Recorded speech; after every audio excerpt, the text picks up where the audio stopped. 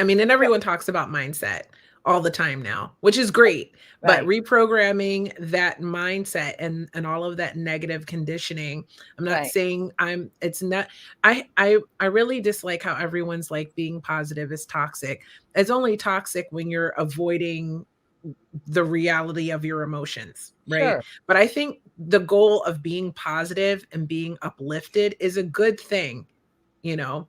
I mean, and we should try to reprogram our self concept, and we should try to, you know, remove the negative conditioning that we received as children, because Well, once that's done, we have a better chance at thriving as adults. well, I would say not remove because it already happened. Okay. Mhm. But what happened, you cannot change Well, it. you're But reprogramming it. yeah, so what you do is you go back and say, you know what, that was a childhood thought process, but I'm an adult, I'm a woman.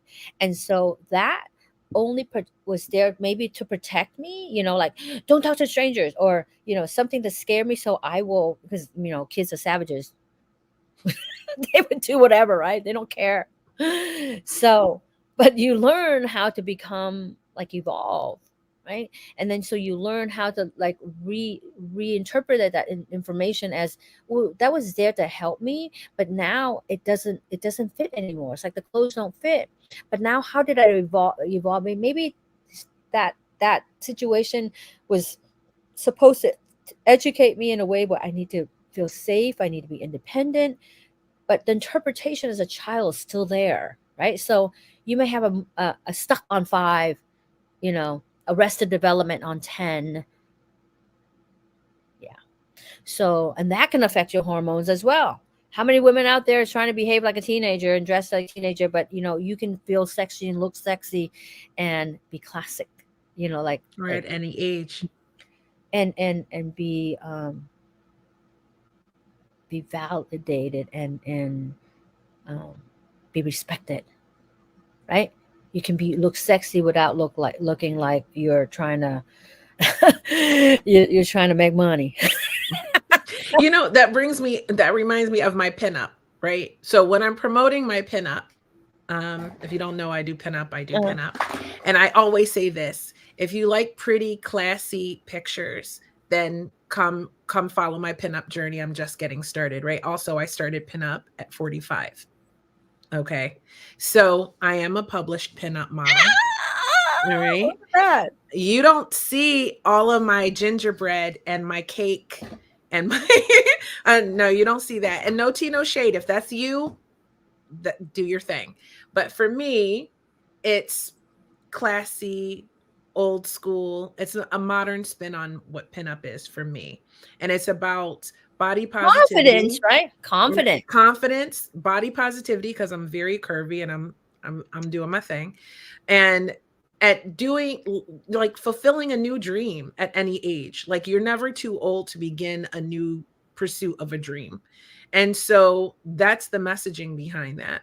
That's at Creativity. My other, there, put it that way. You can follow me on Instagram at Creativity, and see my pinup and the stuff that I do with that. But that's like what you're saying. You know what I mean? It's like, you do what makes you feel happy and sexy and fun, but also know that you can be a mature woman and be sexy too. You don't have to be a teenager or look like a 20-year-old in order to be sexy and feel sexy and glamorous, if Right. that's what you're into. All right. Okay, I'm gonna move on because we only have like Yeah. what, 15 minutes, almost No, you're fine. a little bit more. Like, this is my show. Okay. Like, I'll end it when we cover all Women the power. topics. Okay, so another myth is that just because you're menopause, this is like people who retire and they're like, that's the end of my life, and that's like there's nothing else but looking for, forward for death. Listen, death is only when God tells you it's time for you to go, but stop living like you're a dead woman walking. Because all the stuff that happened to you can hold you back, and you have a caboose of all kinds of crap that's going on, that went on in your life, that made you feel like you're not powerful and people will hold you back. But you have no idea how powerful you are. I didn't know how powerful I was until I actually went through all kinds of crazy stuff. And I'm so, I mean, I have to say, in my heart, I ache for my husband, but I have evolved to the point I became this resilient person after tragedy, and I've helped so many women. And if he didn't die, I mean, God, my I wouldn't not have this education or like this, like I swear it was it was God's plan to give me, or you call God, or if you don't believe in God, it's like an almighty. It's not just Christianity, but it's just the it was time for him to go. But to go like that was like so tremendous, right? It's just so amazing. I mean, I can't traumatic. But if I didn't go through that, I would not be a confident woman sitting here on the other side, educating other people that it's okay that there's life after tragedy, there's life after death, that you can still have a beautiful life and you can smile again. Um, yeah. And feeling good about yourself. And the worst thing was I was perimenopause when all this was happening. Oh my I God. know. I know. I know. May I share with you something that I wrote, and hopefully it will resonate with people out there, because you know what? This actually, it helped me go through my journey of my trauma, and it can rewire your hormones too. So it's it's called Survivor of a Death of a Loved One.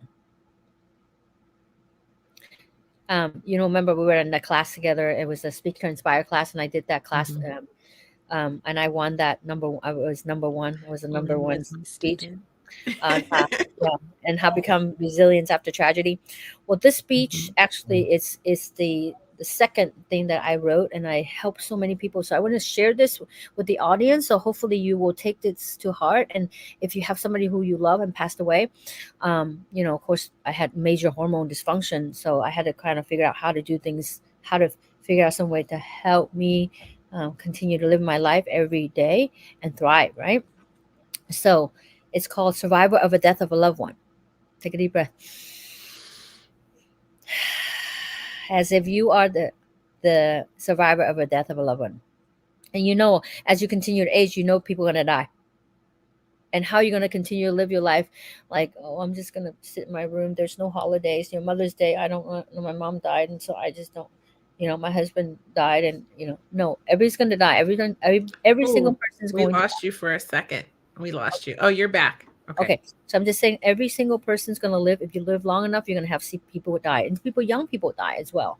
I had a lady who tell me that her mom, her daughter died, and her daughter died she was 16. She was getting ready to do all these things, about to, graduate school in a couple of years, but passed away, and she was just beside herself. So I said, "Stop being God." She was, I wanted to be the one who died first because I'm the old, I'm the mom. Of Yeah. course you want to do that. But everybody has a number. You don't know. So don't live like you're going to live forever. And you don't live like you think you're going to live until you're 95, because you have a timeline, and you also have an energy line. And women who are perimenopausal, please make sure that timeline and the energy lines for people placed in things that matter. So, there's a time when you love someone, and if you love someone and you allow them to take advantage of you, it's called enabling, and we're very good at that. Okay, so here goes. It's called Survivor of a Death of a Loved One. I've been having a conversation with you in my heart every single day, although I have not heard your voice since you left. I know that you exist in another dimension, though my heart aches for you as I have unanswered questions as to why you left so soon, but I trust the higher being that it was your time to go, although my selfishness does not agree that it was your time. You impacted my world more than you can imagine, and I treasure you, and I treasure all the memories that we shared together. Your love for me is and forever will be in my heart and will never be apart. To honor you, I will go on with my life thriving because that's what you have wanted me to do. Though it is difficult and every day is a challenge, and some days more difficult than others, and some days are okay.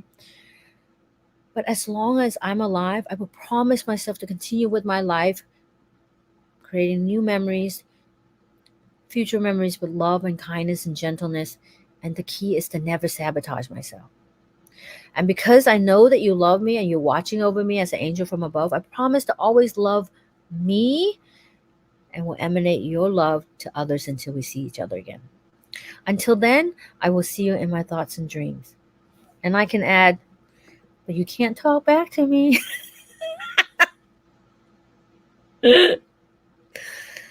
So it was so, I mean, I think I read it gazillion, I mean, times over and over again. And every single time I read until I stopped crying. Right? So I read until it becomes not new. It's difficult, but it's not new.